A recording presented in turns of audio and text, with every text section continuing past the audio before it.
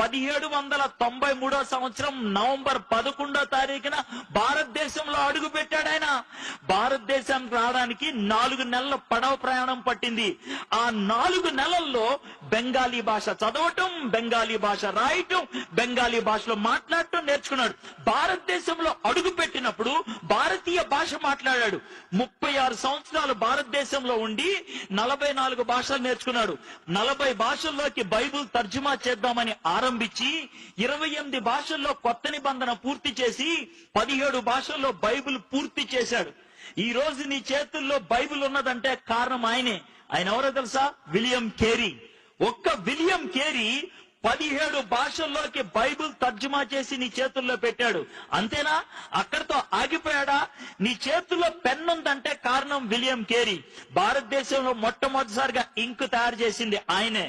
జిందగీలో రైలు బండి ఎక్కినావంటే కారణం William Carey. భారతదేశంలో మొట్టమొదటిసారిగా స్టీమ్ ఇంజన్ పెట్టింది ఆయనే. బ్యాంక్ లో పైసలు పెట్టినావా? కారణం విలియం కేరీ. భారతదేశంలో మొట్టమొదటిసారిగా బ్యాంక్ పెట్టింది ఆయనే. పొద్దున్నే లేచి ఈనాడు, జై తెలంగాణ న్యూస్ పేపర్ చదివినావా? థ్యాంక్స్ చెప్పాలి విలియం కేరీకి.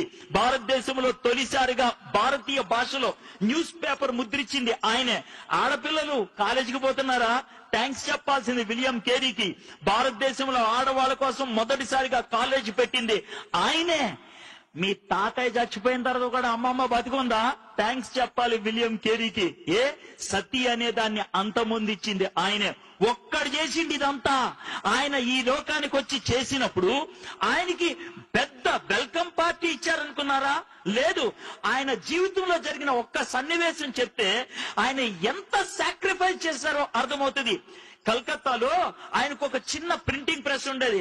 236 పేజీలు బెంగాలీ డిక్షనరీని ఆ రోజే ముద్రించి కట్లగా నిలబెట్టి మిగిలిన పేజీలు ముద్రిద్దాం అనుకునే లోపల ఇంటి దగ్గర నుంచి ఒక పనోడు పరిగెట్టుకుంటా వచ్చాడు. వచ్చి, సార్ మీ భార్యకి పిచ్చి ఎక్కిందంట.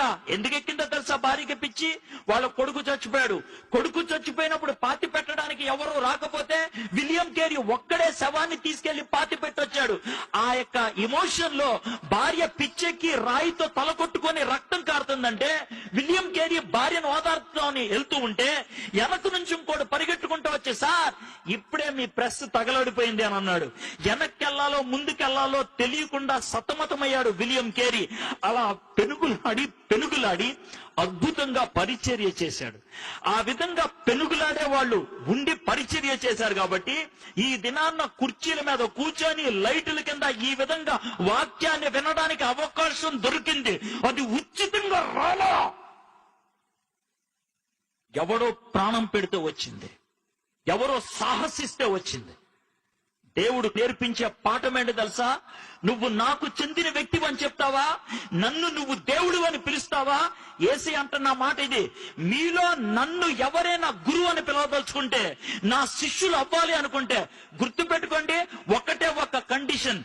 మిమ్మల్ని మీరు కాదనుకోవాలా, మీ సిలువెత్తి నన్ను వెంబడించాలా. సిలువెత్తి వెంబడించడం అంటే గోల్డెన్ క్రాస్ మెల్ల వేసుకొని రావటం కాదు. సస్తే పాతి పెట్టడానికి రెడీ అయ్యే సమాధి పెట్టిని తీసుకొని రావడం, చావటానికి తెగించటం. హలో, క్రైస్తవుడు అని పిలిపించుకోవాలనుకున్నట్లయితే